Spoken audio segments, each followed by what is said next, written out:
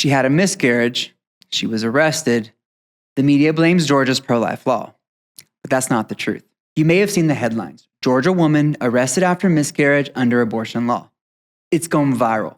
People are outraged. And once again, the media has crafted a heartbreaking story with one massive lie at the center of it. So here's what actually happened. A 23-year-old woman in Tifton, Georgia, suffered a miscarriage at 19 weeks. That's devastating. No mother should have to experience that kind of loss alone. But then, according to the police report, she delivered the stillborn child at home, alone. And afterward, she placed the baby's body into a black tote bag and threw it into a dumpster. That is not conjecture. That is not opinion. That's what the coroner's office, law enforcement, and her own admission confirmed. At 19 weeks, a baby has arms, legs, toes, a face. They have eyelashes. They respond to touch. And yes, they even have fingerprints. This baby, her baby, was fully formed.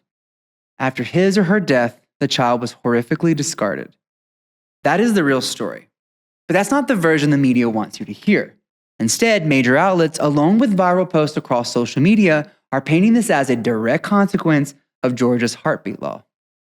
They're claiming she was arrested because of that law, that Georgia is now criminalizing miscarriage. That's not just wrong, that's deceptive. Because even in the article itself, if you read past the inflammatory headline, it clearly states she was not arrested for having a miscarriage. She was arrested for abandoning a body and concealing the death of another person. That's a very different story than arrested for a miscarriage. But they're counting on you not to read that far. They're counting on you to react without any further information. They want outrage. They want you to believe pro-life laws are dangerous, oppressive, and cruel. But here's the truth. Georgia's heartbeat law had absolutely nothing to do with this arrest. Let's talk about the law itself. The Living Infants Fairness and Equality Act, passed in 2019, bans most abortions after a fetal heartbeat is detected, around 6 weeks. It also recognizes unborn babies as people under the law. But it does not criminalize miscarriage. It does not say a woman must go to prison if she miscarries. Let's repeat this again. It does not criminalize or incarcerate women for miscarriages. That's just blatant fear-mongering, and it's irresponsible. The truth is, miscarriage is tragically common. Around 1 in 4 known pregnancies ends in miscarriage, often through no fault of the mother. But miscarriage is not the issue here. The issue is what happened after. Because what would the public's reaction be if the same woman had delivered her baby outside the womb, say after a stillbirth, and then left the child's body in a dumpster? We all know the answer. There would be heartbreak, yes, but also outrage.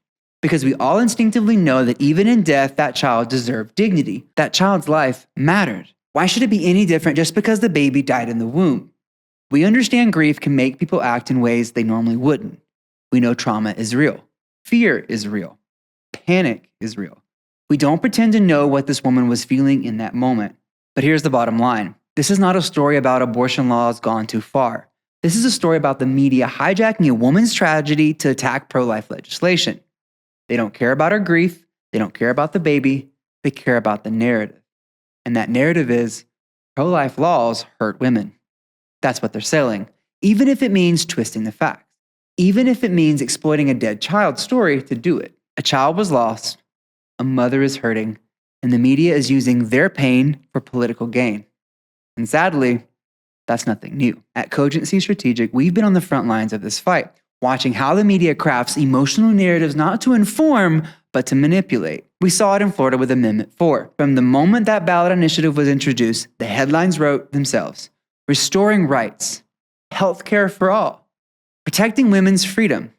But behind the polished language and carefully chosen sound bites was a brutal reality the media refused to touch. Amendment 4 would have eliminated nearly every safeguard Floridians had fought for over decades. Parental consent, gone. Common sense health regulations for abortion clinics, erased. Protections for children being trafficked or abused, stripped away. Even late-term abortions up to the final weeks of pregnancy would have been allowed for virtually any reason, with no real limits or oversight. But you wouldn't know any of that from the media coverage because they didn't tell the full story.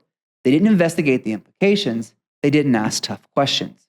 Instead, they parroted talking points that made unrestricted abortion sound like compassion and made the pro-life movement look like the villain. That's not journalism.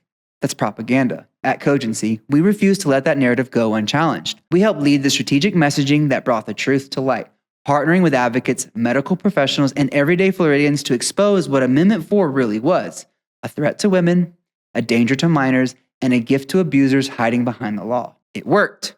Voters rejected the lies, and the amendment failed. But here's the reality: defeating one amendment doesn't defeat the machine behind it, because the media will continue to twist tragedies into headlines. They'll take real human suffering, like a grieving mother in Georgia, and use it as a tool to push their agenda. They'll ignore facts that don't serve their narrative, and they'll drown out any voice that dares to say there's more to the story. That's why we're proud to have helped launch My Body, My Voice, partnering with Melissa Oden of the Abortion Survivors Network. This movement is not a political campaign, it's a cultural response. A direct answer to decades of mainstream media messaging that's tried to convince the public that abortion is compassionate, that motherhood is a burden, and that the lives of unborn children don't deserve recognition, let alone protection. But for every distorted headline, there's a mother who's lived the consequences. For every carefully worded article, there's a woman who's been silenced. And for every child erased from the conversation, there's a voice still waiting to be heard.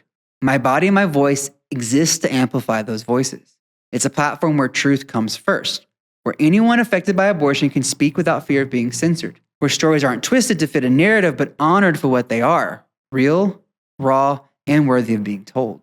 It's where dignity isn't reserved for the powerful but extended to the most vulnerable, because no one should be silenced, no child should be erased, and no lie should go unchallenged. If you're tired of seeing the truth buried, of watching stories hijacked to serve an agenda, of hearing the same false promises repackaged as rights or freedom, you're not alone. Join the movement, speak the truth, share the voice that matters. Visit mybody-myvoice.org and watch the unbelievable stories of real people, women, fathers, survivors, finally speaking up after years of being ignored, misrepresented, or silenced. These aren't scripted testimonies. They're raw, real, and unapologetically honest. Because behind every statistic is a soul. Behind every law is a life. And behind every headline the media manipulates is a voice that deserves to be heard. Truth isn't a threat, it's a right. And now, more than ever, it's time to speak it.